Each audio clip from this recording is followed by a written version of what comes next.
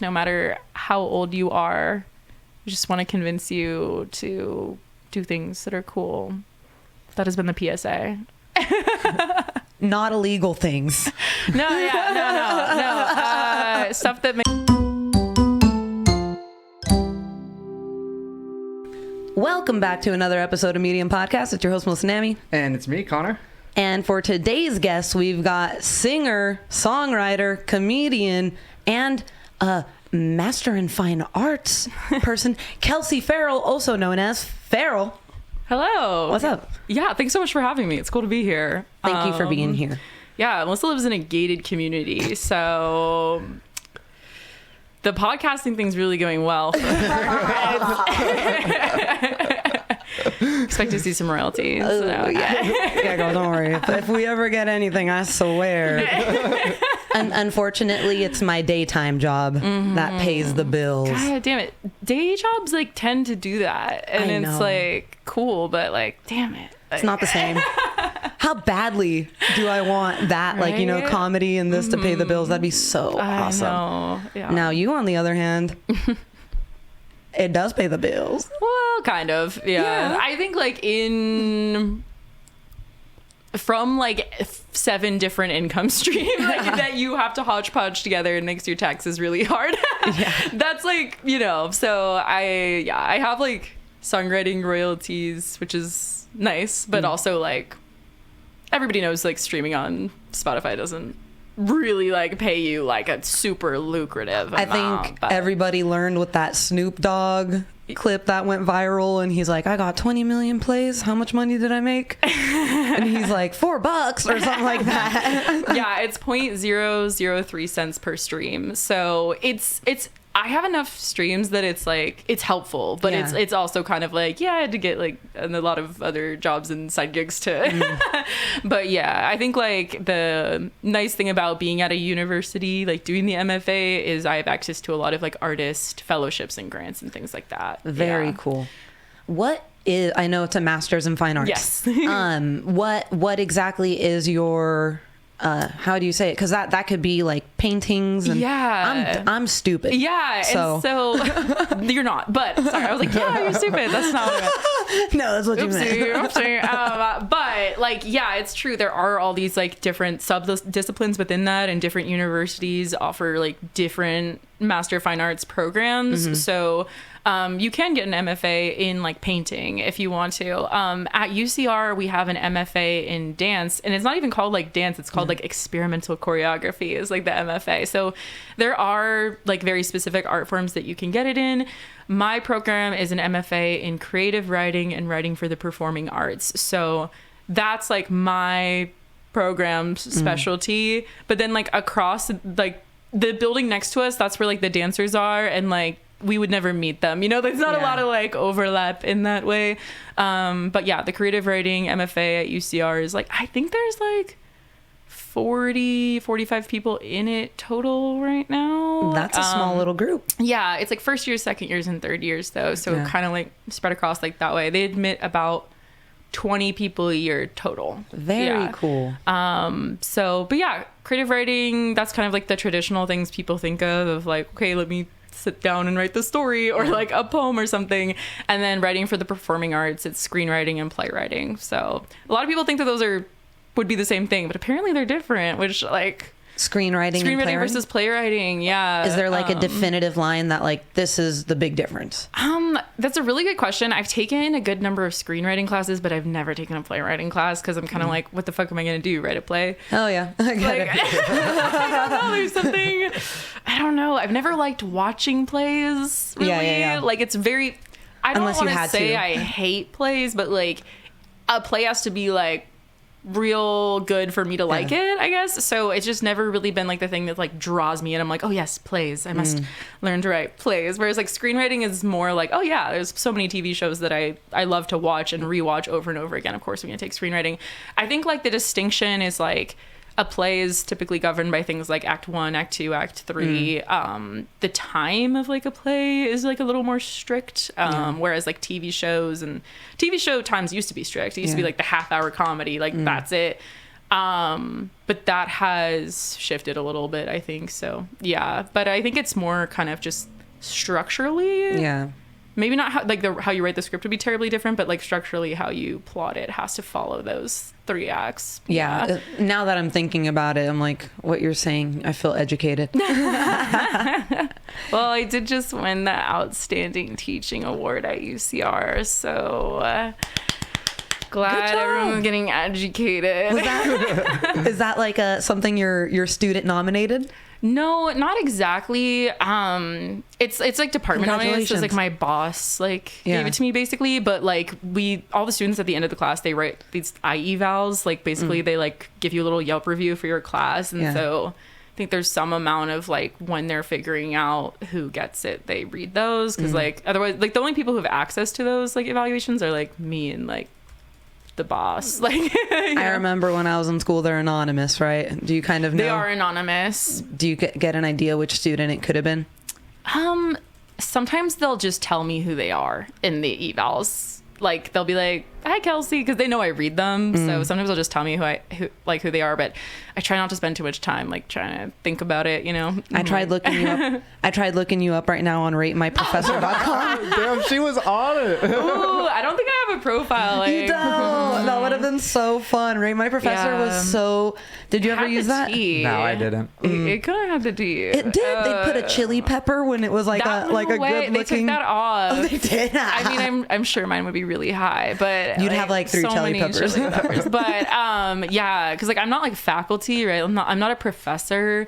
I don't know. I think the way teaching happens at universities, especially large universities, like people don't necessarily get how it works. But like when you're in a grad program, you're getting that degree. You're also kind of like a professor in training, I guess is like the best way you can explain it. And so you're teaching classes to undergrads while you're there. But like that's part of your program to like be able to like after you graduate, like, okay, now this person can go be a professor. So I don't show up on like Rate My Professor, but like the idea is that like I should be able to like graduate and like I get it. So let's go with it. I was checking you out on Instagram. I met you at an open mic. Yes, I met you in comedy, which was really fun. And then like surprise, add you on Instagram, and you have this whole other thing because you know when you meet someone out in a setting like that, you're like, oh, this is what they like, this is what they do. But you're very multidimensional as an artist. Thank you. I really enjoyed your music. Thanks so much. Yeah, we were listening to it today too. While we were setting up, we were blasting it. Nice. And I get really, I don't know how to say it. I'm like a very lyrically driven person. I like listening to the satire in your songs. Is that like a nice? Yeah, it's awesome. Thank you. Yeah, I definitely. They are very satirical, and like when I was in college, like I wrote for a satire publication. Like you know, colleges all have their little clubs and things that you can do on campus. We had a satire publication called The Free Peach, and that was kind of probably like the first. I don't know, one of the first like real creative writing things I ever did. And I just loved writing satire like so much. And so kind of just like naturally bled into my songwriting. And it's really nice when people pick up on that. Because some people don't realize it or they don't know songs can be satirical or something. I don't know. I'm like, go listen to some 303 or something. Right. Anything to make you giggle a little bit. There's parts in your, because it's satirical, but it's also, you get the serious portion of the message across pretty well. Yeah, definitely try to strike the balance of satirical and sincere. Yeah, you get there because at no point in time do the little bit if it's a bit or if it's just like a little quip that you put in there.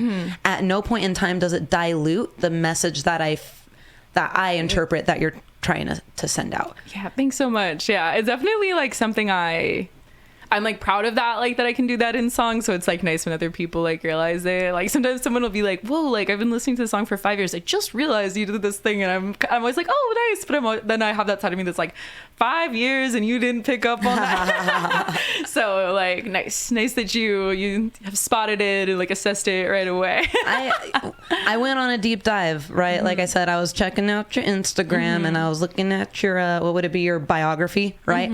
It says songstress, jokester, filmstress, and MFA student. That's you. And then I noticed on the side that you read a lot. Yes. Yeah. So when I say multidimensional, like you are very, yeah, like yeah, I think like I like combining like the artistic and the academic. And that might sound like weird to some people, I think, but I guess the way I think of it is like, okay, I'm in this MFA program, Master of Fine Arts. Like, it is an arts program, but it's at a university, and so like it has its roots in academia. And my life kind of like prior to like really pursuing creative things was like pretty intensely academic. I just was like a very diligent student. That's kind of like all I did.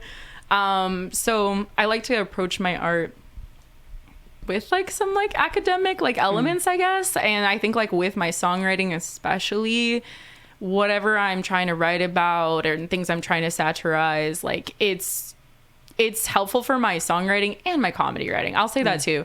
To have been like, okay, well, I went and read like 10 books about such and such thing. Like now I can make a really good joke about it or write a really good line about it, right, in a song. So I think like I kind of am like, yeah, I want to be able to kind of like write these jokes, but be like, I researched these jokes. Like, you know what I mean? You're able just, to pull from different toolboxes. Yeah, have some more kind of options for like where the source material might come from, and just kind of like, there's a book about everything out there. You know what I mean? Like, there's so many. So I just kind of have this feeling of like any book that I read could be like another inspiring thing for me to make more art like with that inspiration. So I think that reading for me is really tied to the creative process in that way. That's wonderful.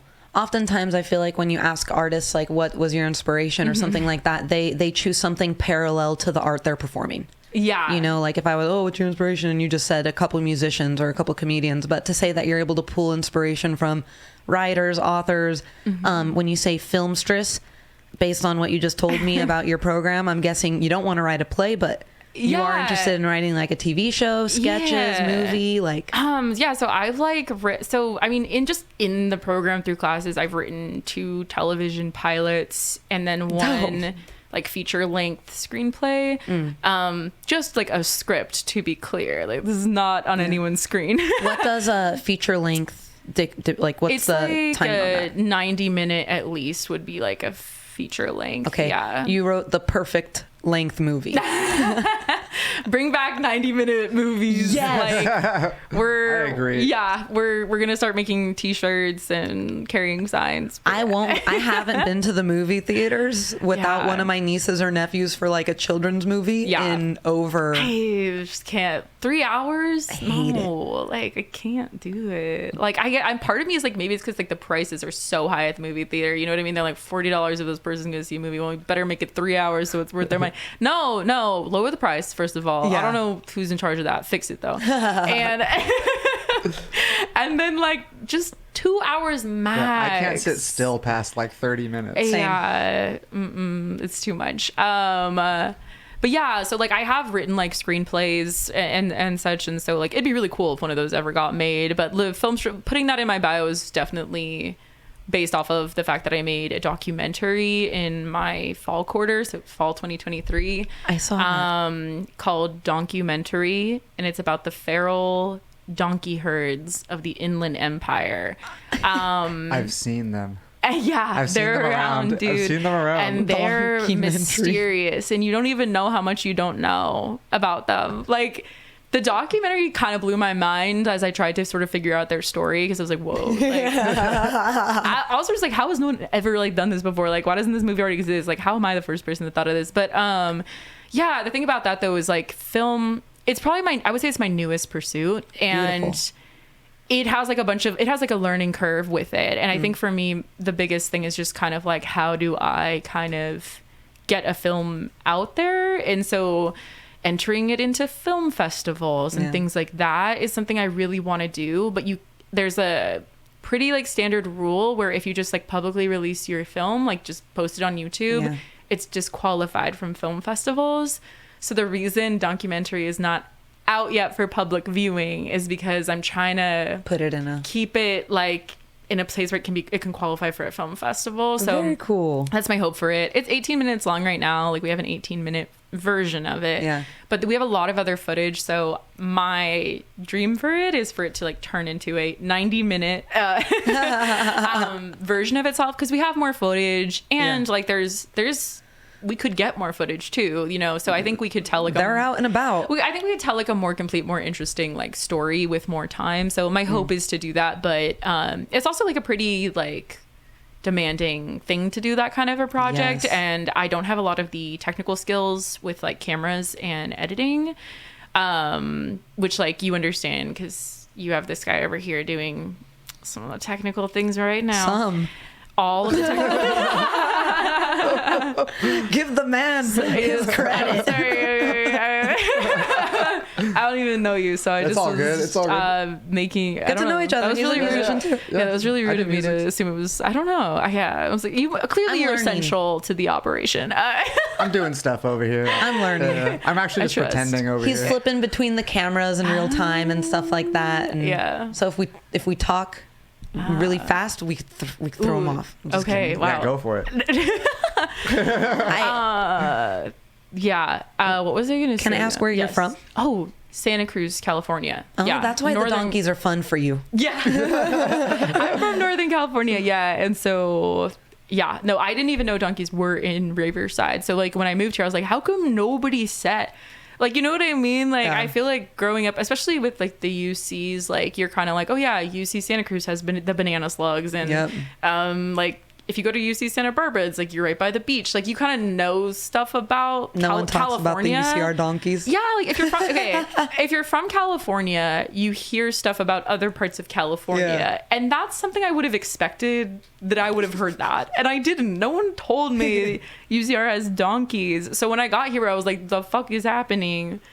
And that's when I was like, I have to make a movie about this. And thus, Documentary was born. Have you seen the Moreno Valley donkeys? Yes. It's cool because they got like tattoos and wear bandanas. Yeah.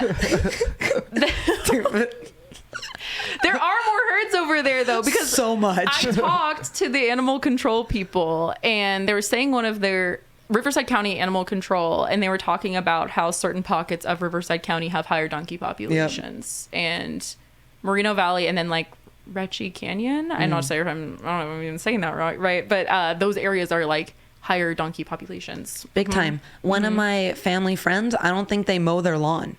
Because the donkeys are literally roaming the neighborhood 24/7. Yeah. Pooping, everything. That's like the thing that I really was trying to kind of explore in the documentary, was like this idea of like you have this species that was domesticated, right? Like the equid lineage was domesticated, right? Yeah. And yet they don't belong to anybody right now, right? Nope. So they're feral. They're not wild. They're not domesticated. They're feral. And so I think that was also the draw, because the connection to my name. Yeah. And so I think that's just like fascinating, kind of brings up a lot of like ethical questions of like, what do you owe this?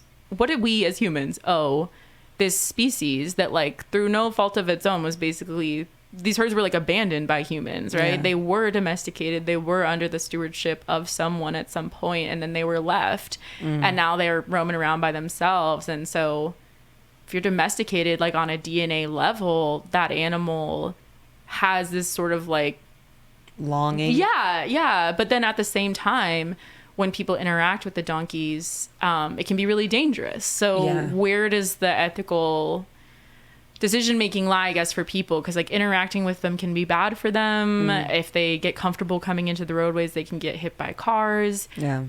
But then like there's this other thing of like they have this, like we put it in their DNA to like want to be around us. So like who are we to be gonna like fuck out of here, donkey? Like, you know what I mean? Get off my lawn. Yeah, exactly. So I think that's what really was like my driving force with that film, because I just was like, what do we do about these donkeys? Like, so yeah, that's basically what that movie is about. And that was my first like film project that I ever did. And I hope to expand it and turn I really it into like a the bigger name thing. of it. Thank you. Yeah. Thank you. Great name. To be honest, I came up with the name and then I was like, oh, I have to do it now. Like The name came first. yes, like literally I was kind of like, whoa, what's going on with these donkeys? And I was kind of like Googling it. I was like, someone must have like written a giant piece about this, right? Yeah. There's like journalists that could have done a whole deep dive on this. I love this idea. Like, there must be from someone who's, you're not from around here. Yeah. But to us, the donkeys just have been a part of our lives for a while. Like, they've just always been here. Yeah. So, but like, I didn't find a lot of information. So then I was kind of like, maybe this is something I can write about. And then I was kind of like, wait, documentary. It has to be a movie. I can't like just. I'm going to give you enough. That's a great name. Yeah. What's the best donkey fact you've learned so far? Ooh, this is a really good question. I think the fact that they have the number, like the size of the herds in Riverside, there's over like hovering around 2,000 donkeys in Riverside right now. And I didn't know it was that much. Yes. And they are not all the same herd.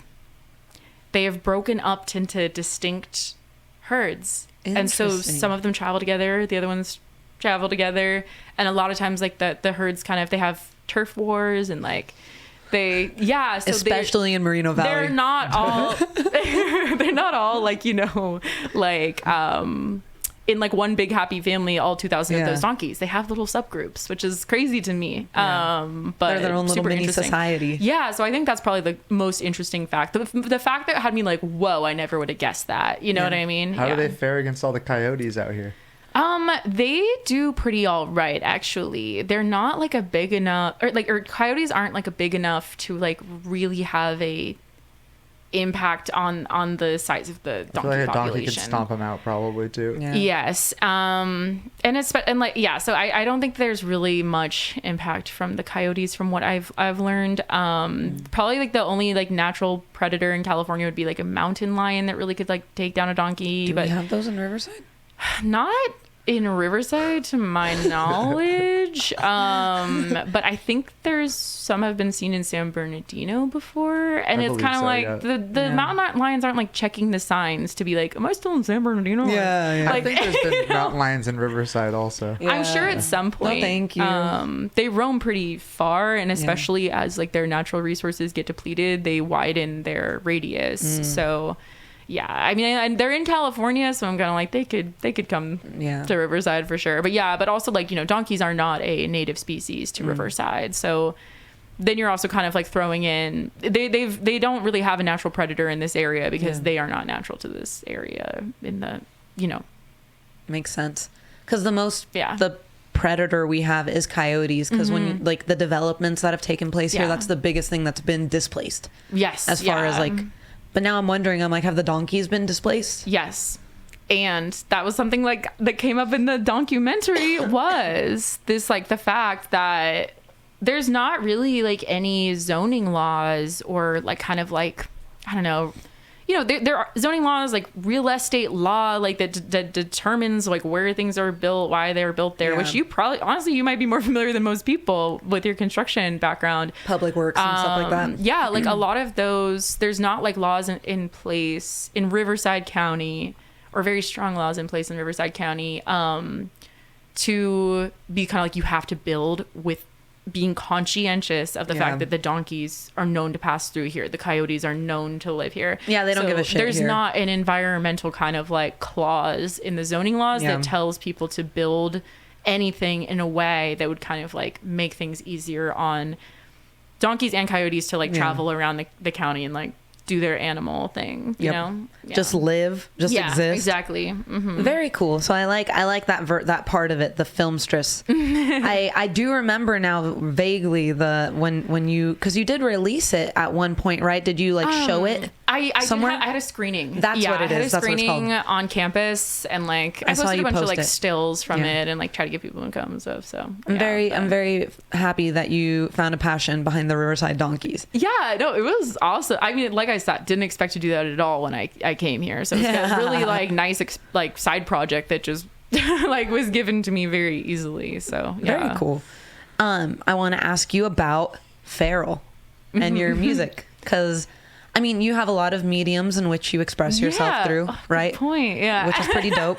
The one that I feel, from what I've learned about you, the one that you've been expressing yourself the longest through has been singing and songwriting. Yes, yeah. It definitely is the one I've put the most yeah, I have the most years under my belt with songwriting, and so yeah, music is like, I mean, I guess like just like as a kid, like I like to sing songs. Yeah. Like, you know, I did guitar lessons for a little while there. You know, learned the guitar as like a teenager. So you're formally taught? Yes and no. The thing is, the way guitar is taught is just kind of funny because they don't teach you music theory. They're more so teaching you like the chords and the physicality of like how to strum and stuff. So like no one was like, this is what a key is, or like this is what it means for a chord to be a major chord or a minor chord. For me, like a major chord kind of has a happier, brighter sound, and a minor chord has like a sadder, like more somber sound, which is like how most people would probably hear those things. Yeah. But there's a technical music theory behind that. I never learned any of that. I can't like read sheet music. Okay. Basically, I had lessons with a guy, and he would spend like half the lesson telling me about his divorce, and then like the other. That's weird. I know, right? Like, what the hell? I was like 14, and he's like telling me about his divorce, and I was like, yeah, man, like relationships are like that. I'm like 14. I don't know shit. Like, You're like, shit, life's rough. yeah, and it was just like, I remember he would just go on these like tangents that I'd be sitting there for like 15 minutes. Like, my parents are paying for this guitar lesson. They don't like, nobody, like, I didn't even realize how crazy that was. But, Now, but looking then back. he would be kind of like, okay, and this is how you play like a G chord. So it's Yeah. kind of like, I think guitar really is, you really have to master just how it feels to like have it in your hands and do two different things with your hands. And that really is what most guitar teachers are going to teach you through like repetition. And then they're going to teach you like some chords, but most guitar teachers don't teach you music theory. So if you take piano lessons, you're always going to learn music theory. Yeah. Guitar, not so much. So like I can't like read like sheet music or anything like that. But yeah, basically, you know, was in my younger years, like slowly but surely getting some like musical skills. Yeah. I did choir in high school. Neat. Didn't learn to read music there either, but I, you know, sung a few songs and like learned how to harmonize a little bit better. Mostly just through repetition though, and like practice. Yeah.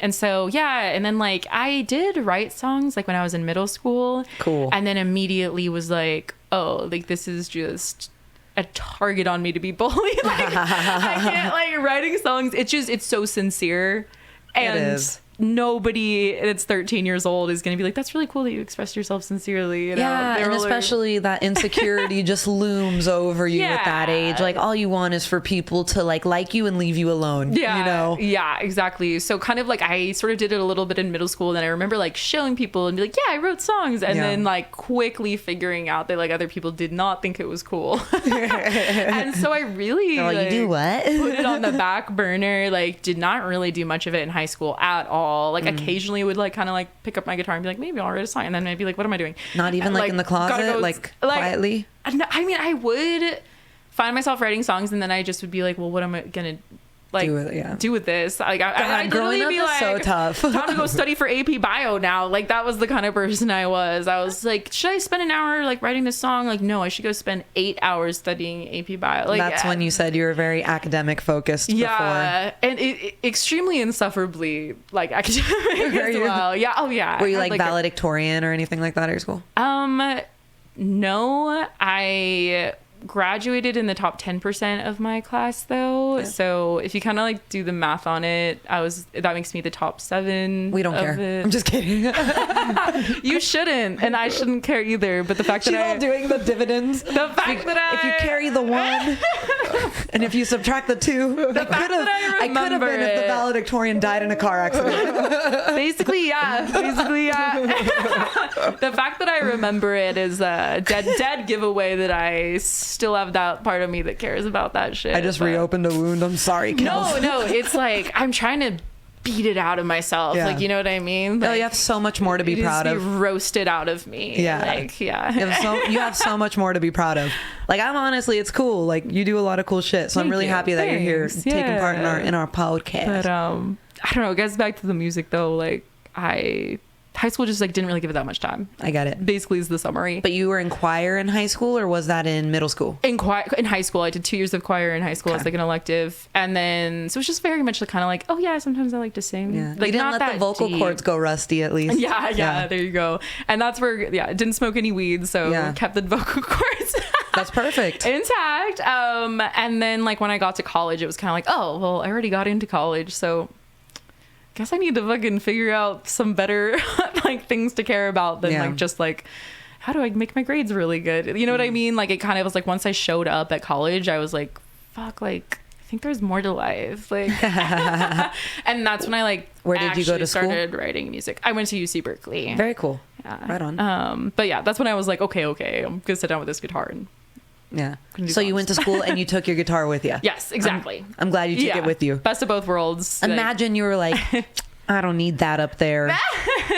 I think it's like it reminds me of the end of like High School Musical 3 when you haven't seen. I was like that kid, like, I don't like High School Musical. I don't like Napoleon Dynamite. But I don't know why. That's funny too, because like High School Musical and Napoleon Dynamite are just such different movies. Yeah, why'd And you pick those two? It sounds like you were just against movies. Was it the 90-minute thing? Was that where you It were? might have been the 90-minute thing. It might have been. But it's also like anything people really liked for some reason. Well, Napoleon Dynamite, because my mom didn't let me watch it. They sold it. They sold their T-shirts at Hot Topic, and she The thought Vote for anything. Pedro shirts. And she thought anything that was at Hot Topic was like the devil. So she's like, you can't do that. Oh, bummer. Yeah, and I was actually kind of jelly beans. So, because you'd see all the buttons and stuff like that. All the kids it was were rocking a big it. deal. I had a friend in elementary school that had a Napoleon Dynamite themed birthday party. Yeah, see, people thought it was Big cool. deal. Yeah, so I had to pretend. I can't remember what made me pretend not to like High School Musical. I think, can't remember. But anywho, so it reminds you of the end of High School Musical. Oh yeah, there's in like one of the final scenes, like Zac Efron's character is like, so hard to choose between theater and basketball. I'm gonna go to UC Berkeley where I can do both, or like something like. Does he you go to I'm UC Berkeley? Yeah, that's like the college that he goes to at the end of High School Musical, and so whenever I'm like, yeah, You like, are I went to Zac Efron. Berkeley, like, but I also did music. Like I just like play that like cheesy as fuck like scene in my head. How long did it take you getting up to Berkeley to pick up the guitar and? It was pretty quick. I just like gone through a breakup, and that's a really good way to write an album, is to be like, yeah, I'm so heartbroken. Like Yeah. I have to write songs now. Like, yeah, I was losing the I don't give a fuck war. Like I really gave a fuck. I really gave a fuck. You gave a whole album's fuck. Exactly. So yeah, I think it was sort of like I showed up, I was like kind of realized like it's not so serious, I don't need to like go so crazy with the studying. And then I kind of was like, also like, what am I gonna do with all my really sad feelings? Like I need to express them. And so writing the songs just really came like from a supernatural impulse of heartbreak, I think. So yeah, that was really how it started. And a lot of the songs in that era also just were like, I feel like they just like showed up in my head. Yeah. Like the song just like appeared in my head, which like, I don't know, that maybe sounds weird, but No. I didn't have to like sit there and be like, how do I write this song? Like I Yeah. just was kind of like, da, da, da, da, da, da, like You were know. inspired. Yeah. I think it just was sort of an articulation of something I already knew all too well, which was Yeah. like how shitty I felt at that time. Yeah. Yeah. Do you feel as though like to some degree you hadn't been able to let that negativity go until you put pen to paper and your hand to a guitar? 100%. And also kind of like a long journey out of that. It wasn't kind of like I wrote one song and then was like, all better. Like it was, I had to, do like years and years of writing out my feelings before I was kind of like, okay, I guess life's worth living. But it was, I feel like people are kind of like, oh, it must have been so healing. And I'm kind of like, yes, but like slow pace. Like it took a while. I ask if it's cathartic, but underneath that question, I kind of understand the level of pain you kind of have to go through to actually express what you're going through and what you want to, and then also make it sound good and catchy. Like, because your music's pretty cheery. It's pretty happy. There's some stuff that's like a little more mellow, a little more punkish, and it's cool. I like it. But, how do I, it doesn't sound sad the whole time. Yeah, and I really try to like have it be a mix of that, because I think it's boring to like listen to an album and it just takes you deeper and deeper into like a pit, and it starts to all sound the same. So I like to try to kind of have a more dynamic, like textured, like, you know, catalog of songs, so that like, one, because it lets me write more kinds of songs, and that's more interesting and that's more fun, and I like to experiment with genre as well. It is very eclectic, your music. Thank you. But like, I definitely, like, you know, I don't want to be like caught in the trap of like, fuck, like 20 years later, like have to write another fucking country song, like, you know, like I don't want to confine myself too hard to genre or kind of like, I don't know, I guess like emotional, like it's like I want to be able to write like a fucking sad song and then like here's a nice little silly happy one. You don't like, want to pigeonhole yourself. Exactly. Which is like, it's really hard to not do that, because you'll 100%. see people like this and you're like, oh, if I keep doing that, people are going to continue to like this and everything's going to grow. And then that's all you can do. And so much of branding is just the trap of being pigeonholed in something, and so it's this double-edged sword. You're trying to kind of like have a brand so that people kind of like, oh, this is the vibe of this artist, but it can be very confining to just be like, I'm the kind of person that writes these kinds of songs, and then you have like, you want to write like a different kind of song, and then people are like, what the fuck are you doing? Like, you know what I mean? That's why people kind of will be like, I miss the old Taylor Swift, I miss the old Avril Lavigne, you know what I mean? Because it's just sort of like, oh, they broke form a little bit, they tried a new song style, a new genre, and like the fiercest like fans are always kind of like the quickest to judge you, like over that, like, you know. And are those gonna be blurred out later? We can if you want to. You don't have to. We can put giant middle fingers over. I was curious though. I was like, whoa, okay. But anyways, but yeah, so like I think like I'm trying to be very careful about building my artistry in a way that will not shut down my options, and I think that's why I also try to do lots of different mediums, because I don't want to be too like, she makes music and then kind of like, why the fuck are you making a movie? Like, yeah.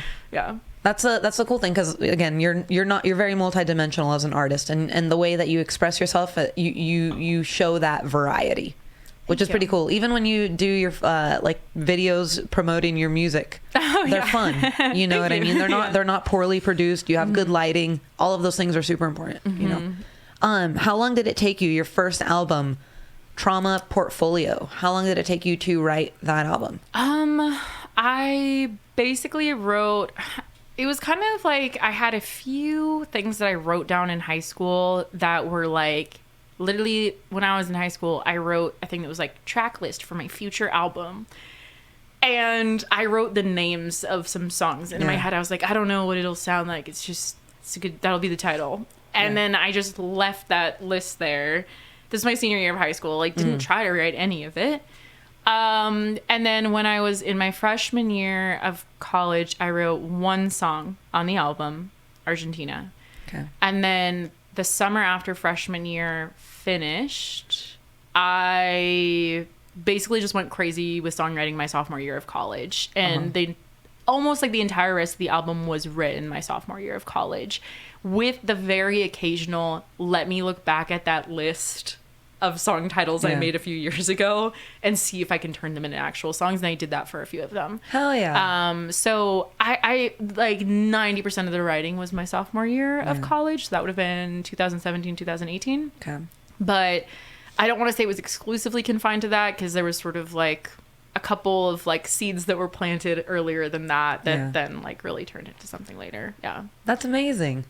Yeah, so kind of like 2 years total, I guess, if you add it all up. But yeah. And then you got to record. Yeah. It's very well produced. Yes. Do you mix your own music? I do not. I don't know shit about production. Okay. I gotta hire one of these motherfuckers to mix my sound for me. He does it. But yeah, so like I was introduced basically like through mutual friends to a producer in Santa Cruz, and we just did it all over one summer. And like, he had kind of like recently sort of started a studio of sorts like in Santa Cruz. And so I was there that summer, like living at my parents' house. Was doing like a random like internship that like wasn't paid. Oh, this is so funny. It was an internship for a like labor rights campaign, and I didn't get paid.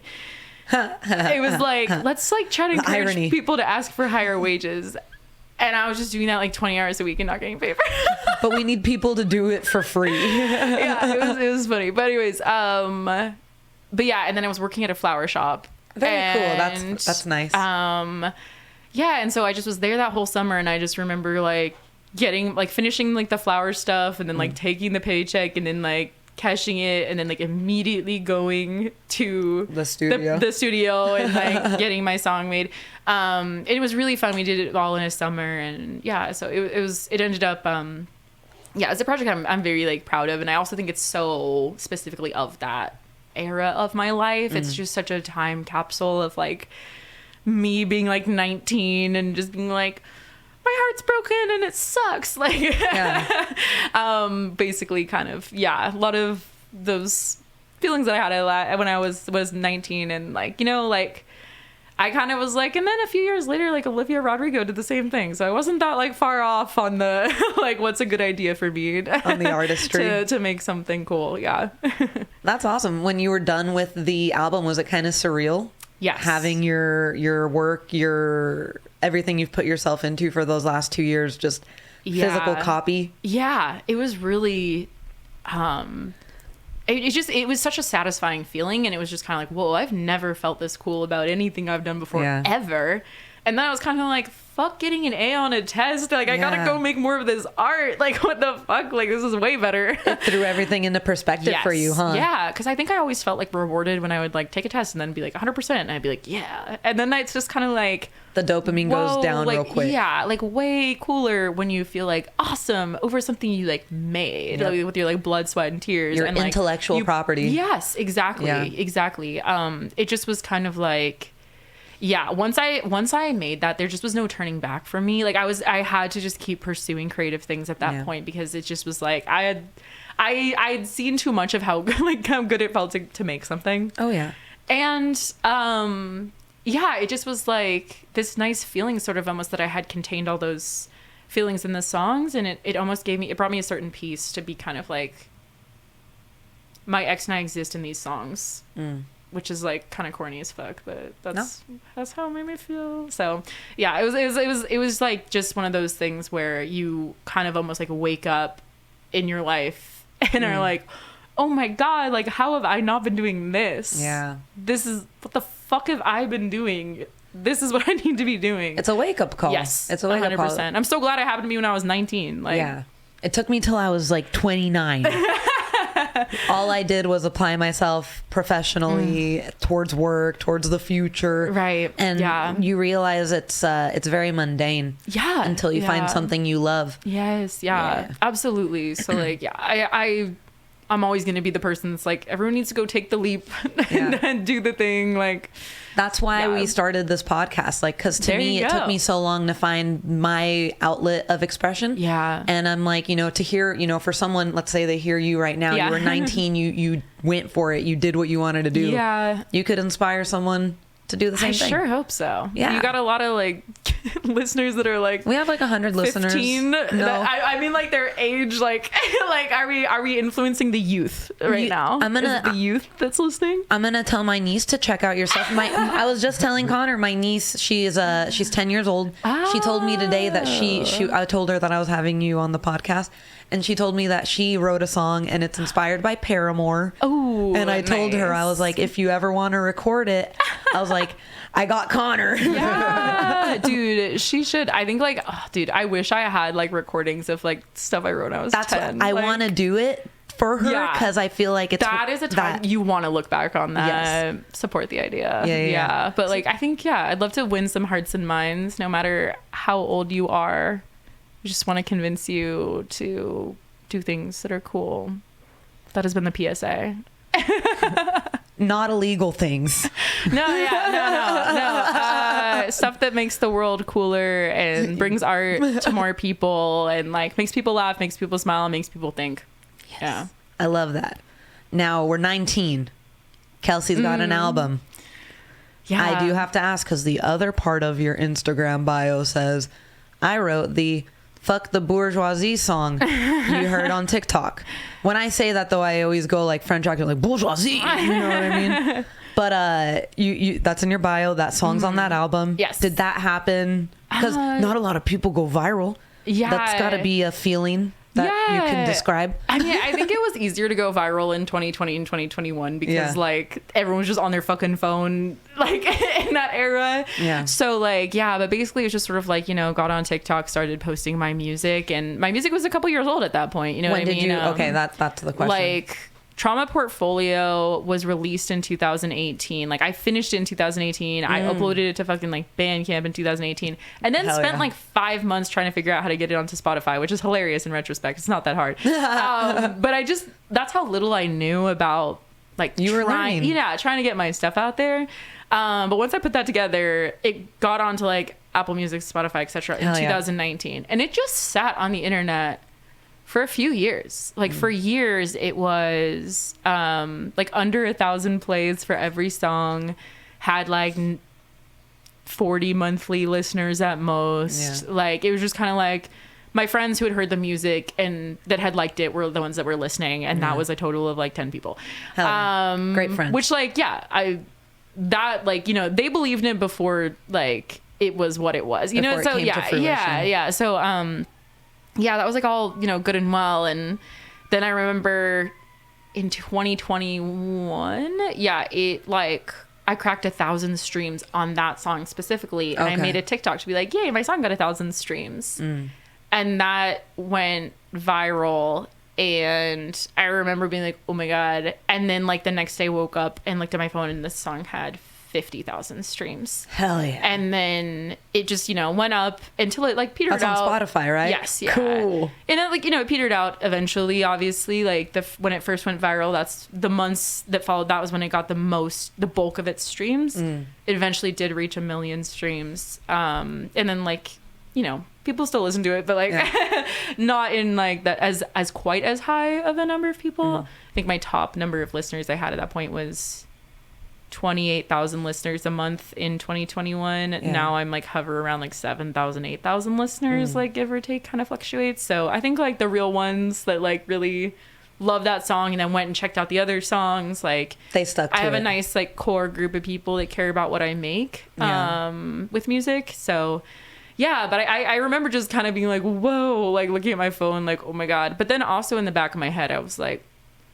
people told me like, this is a good song, like I like this one, I feel like this one could be like the one that people like that takes off. And I was always like, I hope so, like maybe it's definitely the most catchy one. And so to be kind of like, damn, yeah, it is the most catchy one, this is the one that's gonna take off, was like a nice, like, you know, full circle thing, especially it sat there for 2 years on Spotify. And so it was really nice to have that sudden like, whoa, like what I've made is cool enough that other people want to like actually listen to it over and over again, and that's a nice feeling. What is it an experience that like, because a lot of people hear about it, is it what people expect, or was it too surreal? What was going on?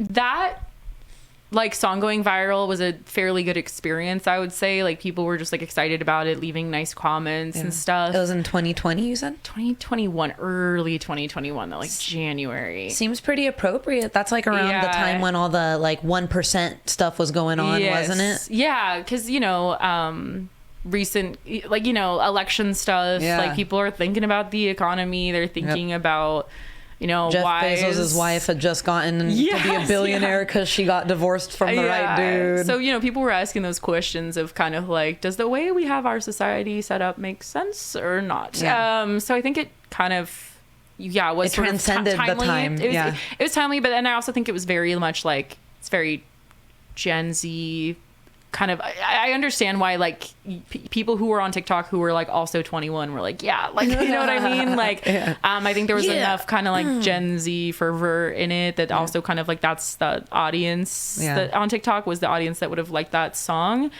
So yeah, I think that was kind of a part of why it caught the attention. But yeah, later videos I had that went viral, I would say not as fun. Like I definitely have had like thousands of people in my comments like calling me fat and like classic stuff like that, which it didn't make me feel too bad at first, but then I looked at the comment and it had 10,000 likes and I was like, Fuck you 10,000 times. Like, I was like, oh, not people upvoting the fact that like they think I'm like, what the fuck? Like, I was just like really like crazy comments of like calling me like just tearing apart my appearance, basically. Fuck people, dude. Which, you know, classic like women on the internet experience. Yeah, but it was also just kind of like, holy shit, like 10,000 people were like Fuck them 10,000 times. It takes effort. Yeah. Like, I'm sorry, girl. oh, okay. Like, you know. So you want to know something about those 10,000 sons of bitches? They don't got a viral song. Yeah. They could suck your viral left butt cheek, dude. They can go. It's like, get out of here. It is crazy to think about that many people sitting on their couch like, they're good I'm for endorsing nothing. that, like, you know. So I think it's like it's a double-edged sword. I mean, on the one hand, like you have people who are excited about finding you, Yeah. and then on the other hand, like there's the haters. Yeah, like there's always haters on the internet. I just got a message before we started. Some guy called me a weird fucking cracker. I was like, all right. He told me, he wrote back saying, true. It's like, what do you want me to do? Say I'm not weird and white? I'm both of those things. I mean, yeah, you should just like make that your Instagram bio. That's your new stage name. I'm gonna get down with it. So that's cool. Was it how do you say it? Like the experience that they portray for writing and developing a full-length album, like were you in the fucking studio just take after take, blood, sweat, and tears? I think like the studio is different than what most people imagine. Like I'm sure if you're like Rihanna, you're gonna be like recording in like the room with the glass wall and stuff like that. But the vast majority of producers, and I've worked with three producers at this point, just have a room basically like this. Yeah.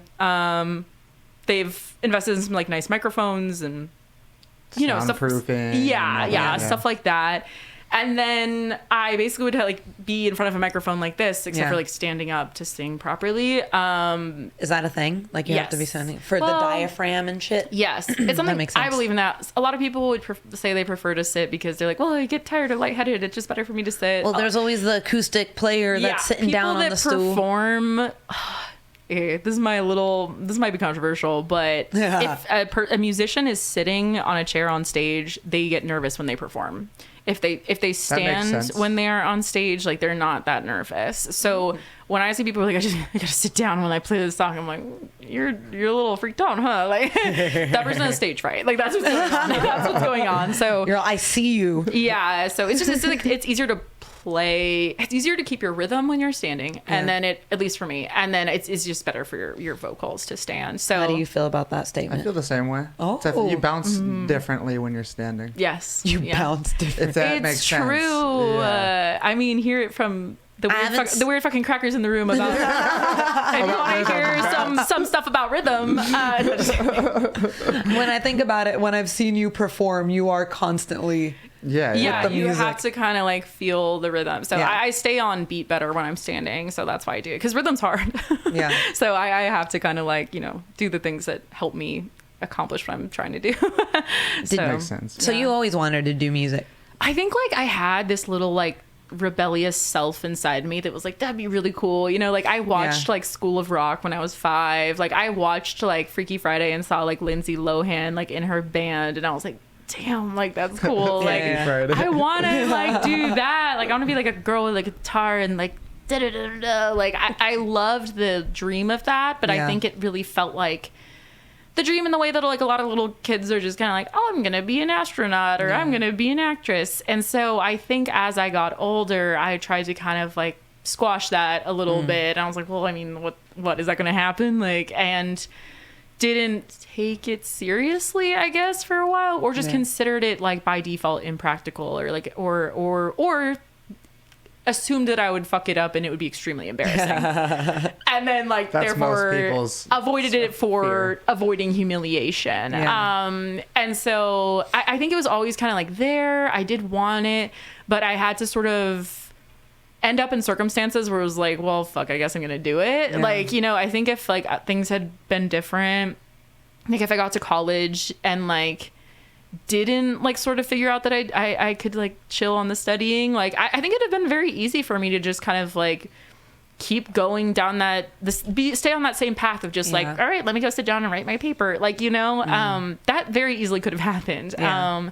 But it was just like enough things sort of redirected me at the right times. Sorry you got your heart broken, but yeah, it's, it sucked. Like, it was very painful. I don't want to like diminish it because I think it is like a really serious like feeling. And like, I think like breakups are so common that it's very easy to just be like, all right, whatever. Like, but that shit hurts. No, like, it does. It does, especially when you love someone. You know what I mean? Yeah. So like, I get it. Yeah, but I think like at this point, 8 years later, I can kind of just be like, okay, like I don't think I ever would have done any of this stuff if it didn't happen. So like kind of like, all right, like that happens, and then like the other side ended up being like pretty cool. Like it was like painful and amazing. Like I think that people kind of it's hard to hold those together sometimes, but they go together sometimes. They're not they can Not be mutually exclusive. Yes, So exclusive. I'm with that.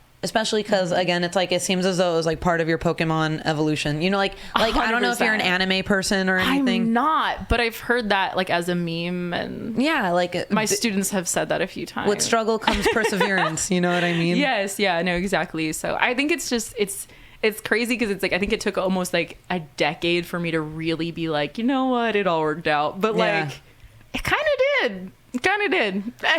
Hell yeah. Yeah. So okay, I saw your trauma portfolio came out in 2018. You had a couple songs sprinkled in around like right after COVID. I saw Loser Yes. came out at like 2021. Yes, yeah. I did 3 songs in 2021. It Okay. was Loser in January, Native Speaker in February, and then Church in March of 2021. So I did like 1, 2, 3.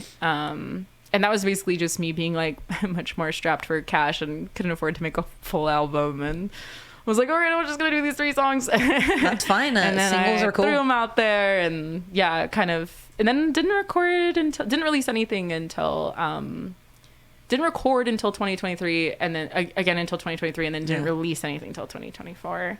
But now I have a lot of stuff. I saw that. Yeah. It was your first song in 3 years. So you've been writing a lot and you've been getting some stuff ready? Yes. I've written so much like between 2021 and 2023. Like I have a lot of songs, and I think this is the good thing that like I didn't do this with Trauma Portfolio. With Trauma Portfolio, I was like, I have written a total of 9 songs. Let's record all 9 of my songs. Like I didn't have that any others. Like I ran out. Let's do them all. Like that was it. So now I would say I've written more like 50 songs that are in different like qualities, and like maybe some of them feel more complete than others. Maybe some of them are like, this feels like it's 90% there, like it needs something else. I haven't figured it out though. Yeah. So I think it's made recording more interesting because I have to be more selective about which ones I record, and that like changes the game a little bit.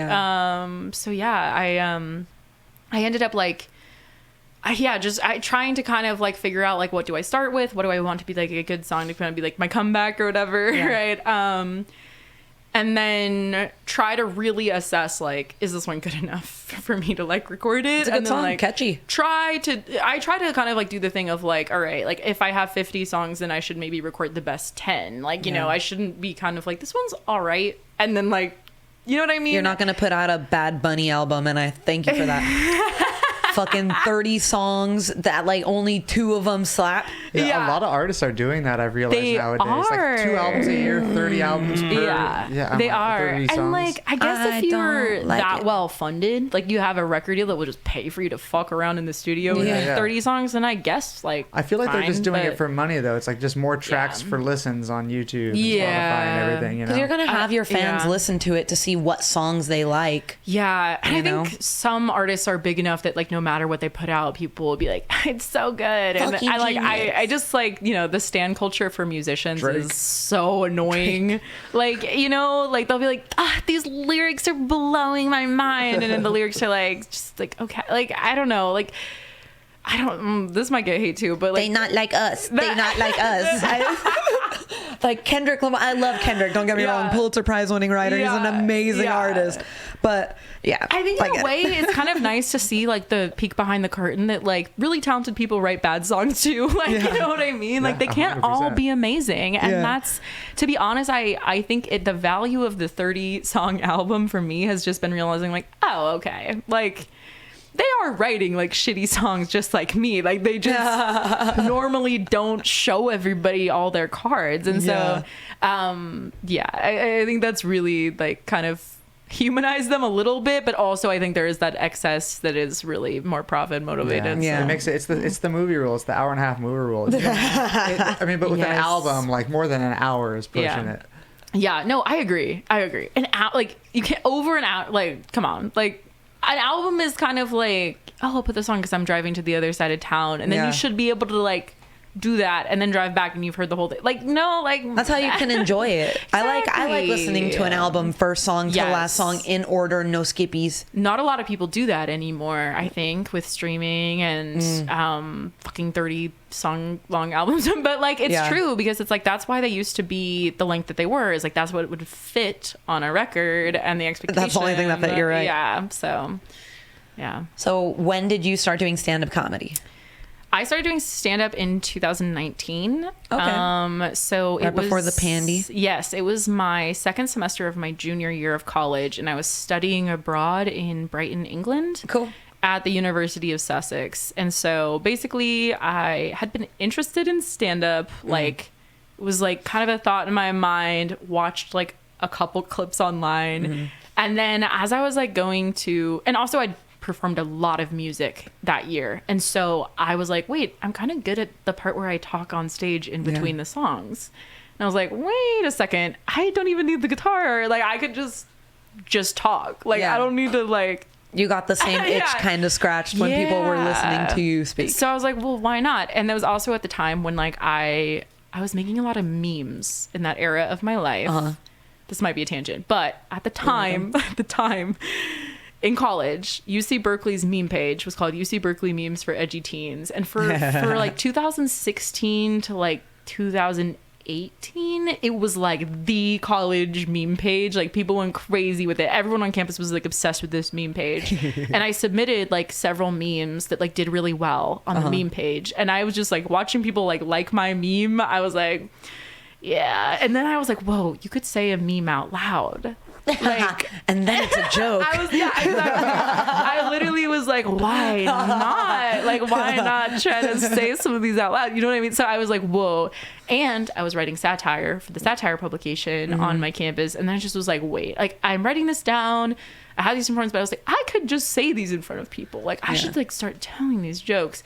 And it definitely started with like, you know, my classmates and stuff, like coworkers and stuff like that. And just like seeing how it went over. Like, and then like when I was going to study abroad, I kind of just like, oh, I really want to try that. And I was like, you know what? Like, how about I just try it in England? Because like, why? Like, if it goes badly, like I'll just literally leave the country. Like, it's fine. Like, good plan. I was like, no one fucking knows me. And like, what's gonna happen if I try stand up in England and it's bad? Like, nothing. Like, so I basically just was like, all right, whatever, let me try it. Like, and so I kind of just like got to campus. It was a little harder than I thought because like the English are very socially introverted. So meeting people on campus was so hard. Like, and I didn't want to just like default, like, let me just hang out with all the other Americans that are here. I was trying to like be abroad. More connections like that. So I ended up going to like all their clubs on campus are called societies. So like chess society, and then they had comedy society. So I joined comedy society, and it was kind of like, you know, improv stuff, like improv games and like a little bit talking about how to write satire. And then there was a girl who was kind of like at the helm of it, who did stand up, and I just was like, whoa. And I was like, I like need to do this. And so her name's Heather. And she was like, oh yeah. Like I'll help you like get on a show. And so she did. I didn't even, my first My first time doing stand-up was not even an open mic. It was a show. How long was your set? 7 minutes. Nice. And it was great. It went really well. But Good. also, like, I did have a moment where I was like, oh, fuck, people paid for tickets to come to this. Like, I've never done it. Like, what am I doing? Yeah. But yeah. So she basically, like, really was like, oh, yeah, I'll get you a spot. And, like, that was, like, the game changer. Sink or swim, baby. Yeah. So it was basically, like, at the very end of that semester, I did that show and I did my 7 minutes and I was, like, euphoric afterward. Like, the feeling is really indescribable after, like, the first time you do stand-up. It is just, like, I'm gonna be a comedian, like, you know, like, all, like, pumped up about it.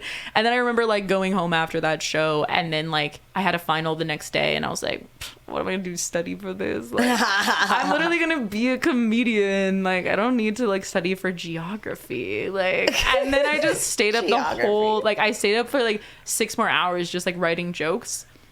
And it was fine. And you know what? I got a B+ in the geography class. Fine. But, like, whatever, like, you know, You got like, an A+ in life. Yeah, I was past the point of, like, caring about getting a B. Like, that was, I used to be, would have cared. At that point I was, like, shrugging my shoulders. And so, yeah, it just was, like, really, like, kind of, like, once you make yourself sound so type A when it came to grades. I was. If you met, you would not recognize You just me in high comforted school. yourself, like, it was okay that I got a B. Here we are, 5 years. Everything was fine. It was okay.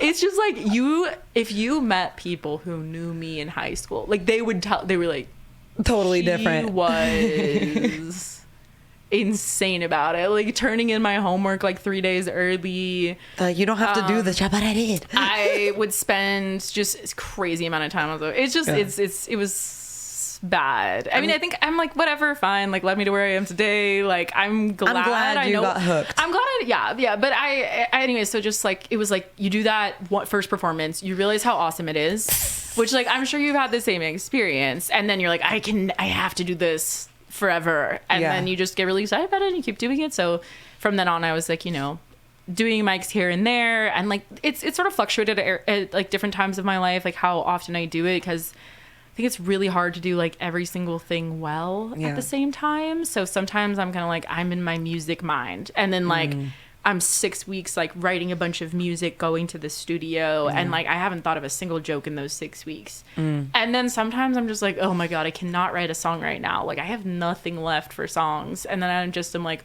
thinking about a lot of jokes, though. And then, like, I kind of, shift around in that way, and, like, goes through these kind of ebbs and flows. And the good news is, if, like, one thing is sort of like, I'm at, like, a lull with it, then, like, usually something else is, like, there for me to go do instead, and feels like more of what's calling me in that moment. If you hit a certain block, you're able to jump into a different lane and see if you could get Yes, That's exactly. awesome. Yeah. Is that your typical writing process? Like, as you feel inspired, you just kind of binge, like, just write.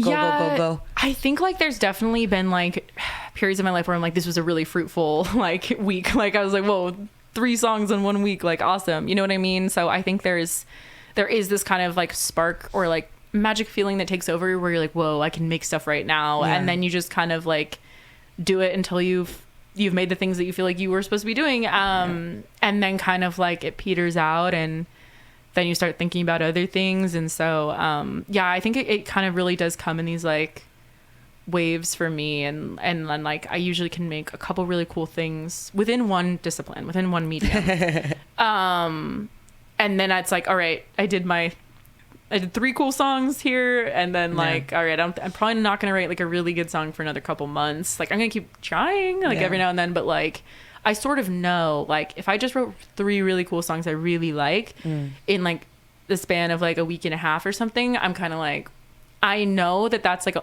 not going to be replicated for, like, another, like, I know that, like, it's going to take a while for me to write another really cool song. You know? Well, naturally, when, if you think about it, like, your central nervous system, all that stuff kind of just gets depleted when you're exerting yourself, especially, I mean, I always argue, like, sometimes mental work is way more exhausting than physical work.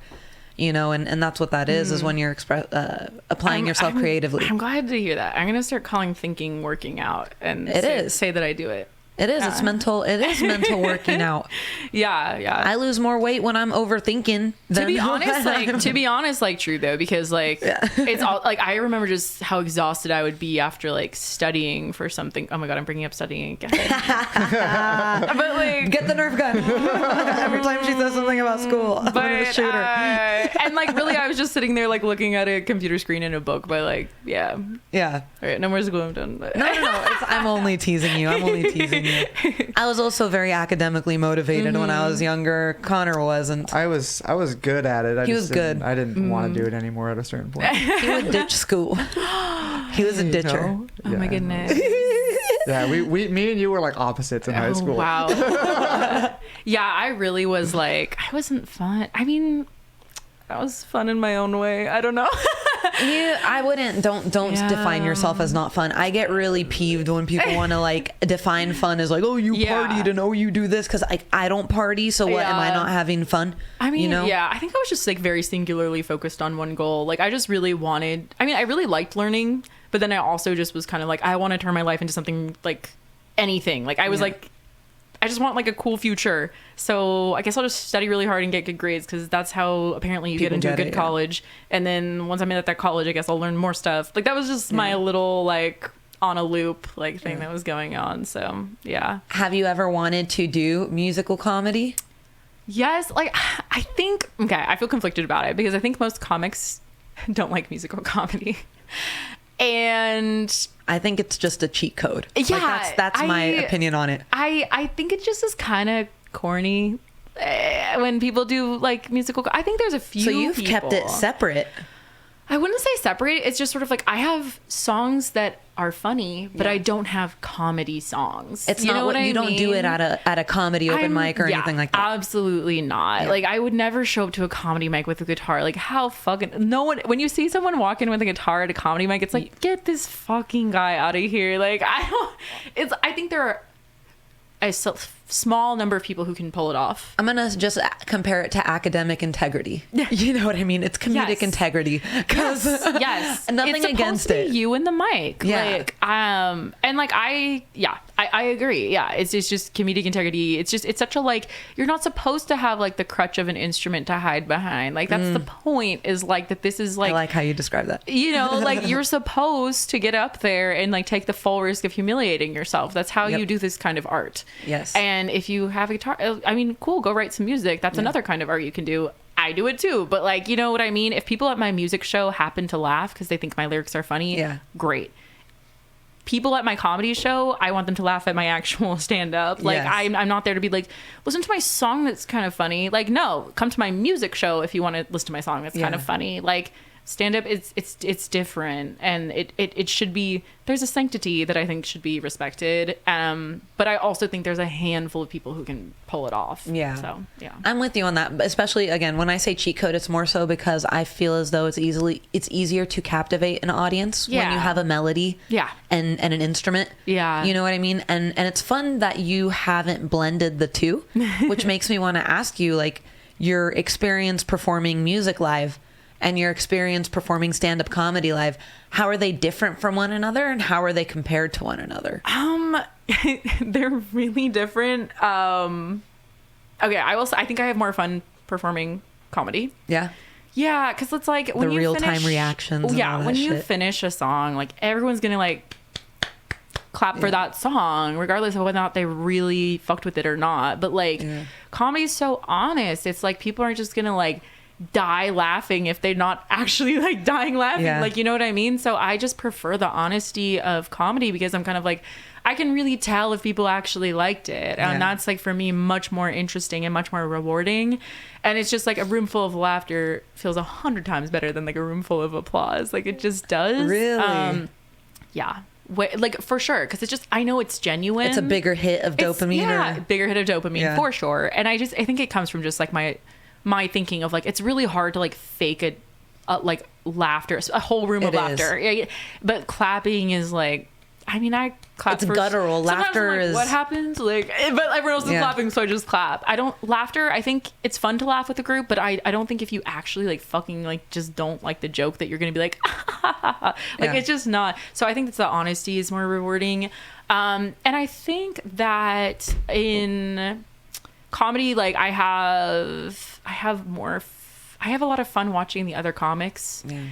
Whereas in music, I do have like I do enjoy watching like other bands. Like I don't want to say I don't, Yeah. but I'm more likely to kind of be like, all right, I'm going to leave and go get some water or something like that. Yeah. Because I think it's just slightly less captivating. It's easy for music to become background music. Yes. Comedy does not become background comedy, really. You Like, have to be it's not- actively listening. Yeah, exactly. So I think like that's also partly like why I like it more. But yeah, so like there is like a difference in how rewarding it is for sure. And also I think like the feeling I get when I go on stage is slightly different. Like with music, I usually feel very relaxed. It feels almost meditative, I guess. Like sort of like, I don't know, the way people talk about meditation is like the way I feel like music feels for me. I'm just kind of like in the zone.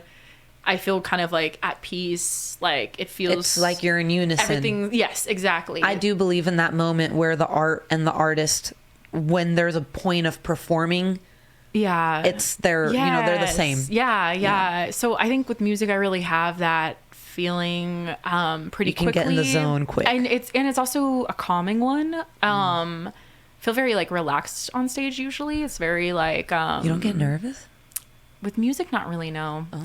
Unless like someone says some weird shit to me like right before the show or something. Yeah. Or like I think there's things that can make me nervous, but The variables the kind of act taken away from yeah, it. the act of getting on stage isn't one of them. If the technology's working, the Yes, instruments right. working, your shit's Like, tuned, yeah. you know for the most part from A to Z how it'll Yes. play out. I just feel very kind of like, soothed when I'm on stage playing music, right? nice. With comedy, I would say it's more like I feel more like pumped up Yeah. getting on stage. So I think those are both great things. I enjoy both. Like I don't want to sound like it's like a huge difference of Yeah. like how much I like it, but with comedy it's just a little bit more like the excitement is brewing and like haha, I'm gonna get on stage. So I think like that's also what makes them distinct. And so that's why I also makes me have like a slight preference for comedy in Yeah. that way. But there's also totally nights where I'm kind of like, oh, I just would love to play a music show right now. Like that would feel good right now. And like the idea of getting on stage for comedy is like, oh, that'd be a little overwhelming, like too much. Like, Yeah. so I think sometimes you want to do like the more chill thing. Sometimes you want to do the more exciting thing. And that's sort of like where the lines that it falls on. But I think just with comedy, like it's just more of a like, well, let's go do something fun. Whereas like music is, I enjoy it. I like it. I think it is fun, but it's more kind of like, yes, let me do my thing that makes me feel very soothed. Yeah. It's just a slightly different thing. Yeah. I get Does that like explain it well? I don't It know. does. It does. Especially when you throw in the variable of the audience interaction there, because Yeah. like you're saying, when you're playing a song, whether that song's a minute and a half, 3 minutes long, at the end it's kind of like a systematic, the reaction, like, oh, clap, Yeah. good job, woohoo, and then dies down, you play the next one. Yeah. Versus in a comedy show, it's like, you write these jokes alone. Yeah. Yeah. You don't have people that are there Yeah. laughing. So when you Right. say it for the first time, you have to have that anticipation while simultaneously making it feel as though you don't. Yeah. So you're constantly waiting for the either affirmation Yeah. or the rejection. Yeah. And I think like Silence is rejection. it makes comedy just like high risk, high reward. And that's just like those obviously are related. Like there's an interplay between those two things. And so you cannot feel like awesome about a joke unless you're kind of like, you guys gonna like this one? Like, you know what I mean? Like that's what makes it so great, is because you're kind of like taking a bet on yourself that you wrote something. Yeah. And so I don't know, maybe we all have gambling addictions or something. Like, Right? Is this worthy of a reaction? yeah, Please. yeah. You're like, roll the dice, let's see. That's basically what it is. Did you always like blending humor into your music? Sprinkling it in? I think yes. Really from like the satirical stuff. Like I said, like writing satire was kind of like it was really fun. I liked people like reading things, and then like I don't know. I remember I like wrote about one of the like, you know how like schools have like student government or whatever.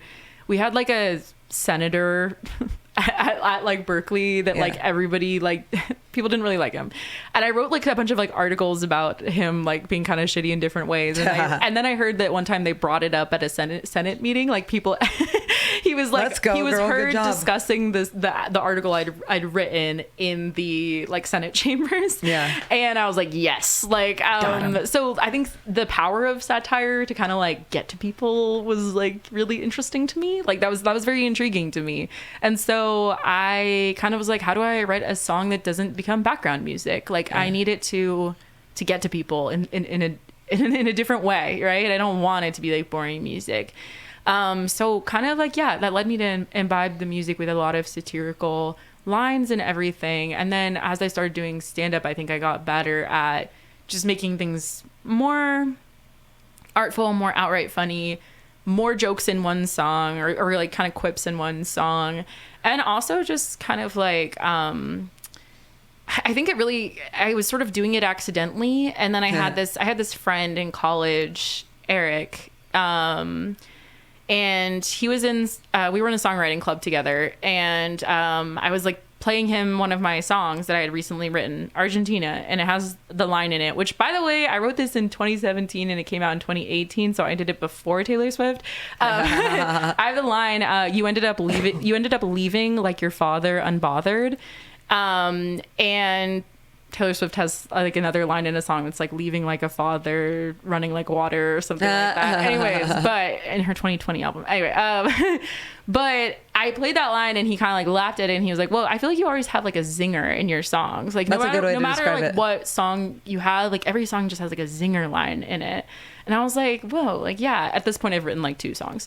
And I was like, so true. But I was like, whoa, why does he kind of have a point right now? Like, and I was like, I think like I just need to try to do that with every song. Yeah. Every song should have like a zinger line. And I've said this before of like, It's like a little taste of you in there too, though. yeah. And you want it to be kind of like the line where people are like always going to remember that line. Yeah. And that's what's going to make your song kind of have longevity. So like, for example, like 303's song, like don't trust me, or Don't trust the line like, tell your boyfriend if he says he's got beef that I'm a vegetarian and I'm not fucking scared. That's, people like know that line. Like when you hear it, you can't forget it. And so I think that's the Helen Keller. that's like the gold standard of like a memorable line, right? Yeah. That has lasted for years after that song was released. And that song's like very dated in both like lyrics and the sound and production styles and all these things, but that line has captured people for years. And so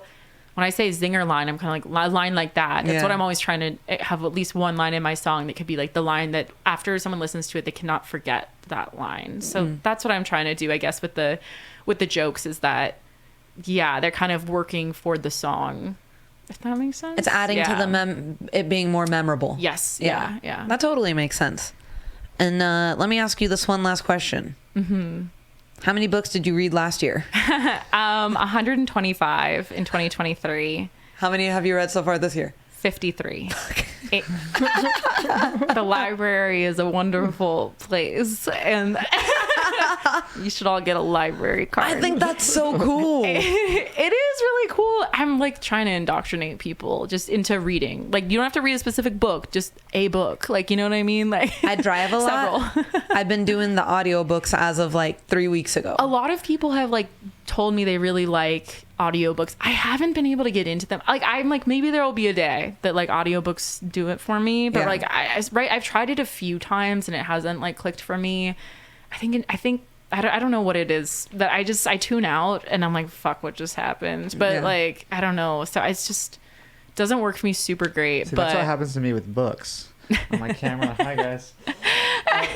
Yeah, that's what happens to me in books. Like I tune out. Like I'll find myself like 10 lines down and I'm like, oh shit, like I need to go back up and reread it. Yeah. I mean, okay, I've heard this from people before and it got me thinking, like, why does that happen? Because I think that has happened to me before, and it's usually with like the densest like book, like, you know, reading like Moby Dick, I was like, oh god, what the fuck is happening? Like, it's hard to keep track of, right? I mean, I grew up reading and I loved it. I read a lot of books, but it was all that was the problem that I always ran into. Was like I'd have to reread a lot. Yeah, I think like something that when people are kind of like asking like, oh wait, how do I read as much as you do? Like, I mean, I think there's a few different factors. Like one, my job lets me read a lot. Like I study creative writing. Like I can read books and be like, this is like I'm for working. my like it's, I don't feel But that you are kind of- working.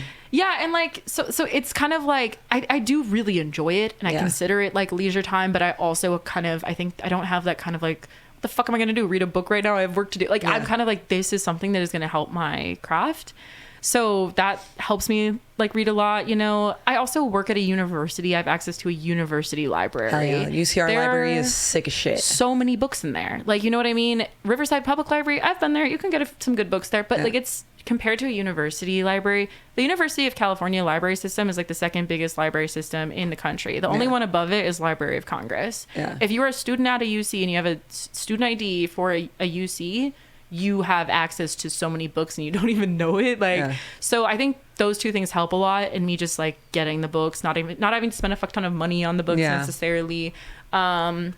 And then like not feeling guilty all the time if I'm just like having a fun time reading, because I can sort of justify to myself like I'm learning, I'm studying, I'm working. But then also like I think like being a little intentional with what I'm choosing to read is part of that too, right? I tell people, if you have a hard time reading, you should start reading thrillers, because those, it's hard to get bored. That should be the first thing. Like, train yourself to be able to like sit down and read it. Read a thriller. Like, read something that's like super like fast paced. Where you're like, holy fuck, like what's gonna happen, right? And then you're kind of be like, then once you kind of do that like a good amount, you're like, whoa, like I've read a lot of books now. And then you can kind of be like, let me try another genre. And then like, I think at that point you've worked the muscle of your attention span, basically, and then you're more capable of reading slower paced, denser books. And I think it's a continuum. You have to like work your way up. There's still books that are like really hard for me to read and like are very daunting for me. I'd like to read them one day. I have hopes of reading them one day, but like, you know, I just bought War and Peace and I was like, I need to try to read this over the summer. But like looking at it, I'm like, oh my God, like it's so long. Like 5 pounds or what? But so I think just like I try to kind of like read a book and that read books across genres, and then kind of be like, if I feel like I get to an end of the book and I'm like, oh my God, like that was a lot, then I'm kind of like, I'm gonna read the most opposite book I can find, and then I'm like feel refreshed, and so I think I can encourage myself by reading things in an order and like alternating the genres, alternating the lengths in a way where I don't burn out with it. But if I just was like, let me read all the classics, and it was like started with War and Peace and then went to Anna Karenina and then went to Crime and Punishment, like then I get bored. Oh my God, that'd be so hard. I say like, you know, you kind of gotta build up what you're doing with some intentionality, and then you can read a lot more that way. So if anybody's trying to get back into reading, trying to read more, like I really think that that's like the way. I've also read like over 700 books like in my lifetime. So if anybody like wants like a tailored book suggestion, like, I feel like I could do it. Like I could have you fill out a survey and then I'd be like, okay, these are the 3 books you should go read. Like, dang, you should start an online service. Dude, I kind of want to. Professional book recommender. Do like book box? I think that might be a librarian. Professional book recommender. I don't know though. She's found her calling. Yeah, but yeah. So. Damn, Kelsey, it's been really nice getting to know you. Yeah, thanks so much for having me. It's been nice getting to know you and your artistry. Thanks. I think it's pretty freaking it's badass, dude. You're very well-rounded. You're probably one of the most well-rounded people we've had on here, I'd say. Oh. She has a documentary, an album, comedy, royalty. Says fascinating.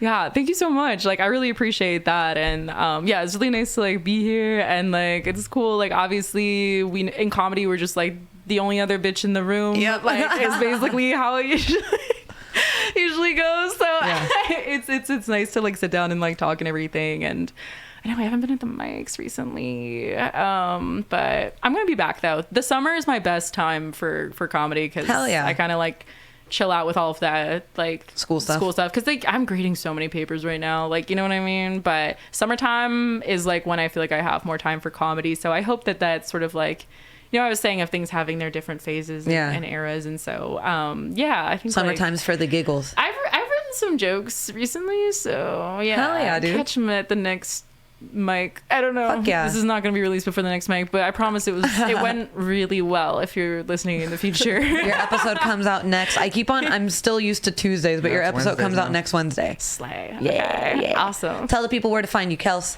Oh, yes. Feral. On Instagram and TikTok are probably the platforms I use the most. And so that would be at Kelsifer. And then on Spotify, I am Feral, Feral, like a feral cat.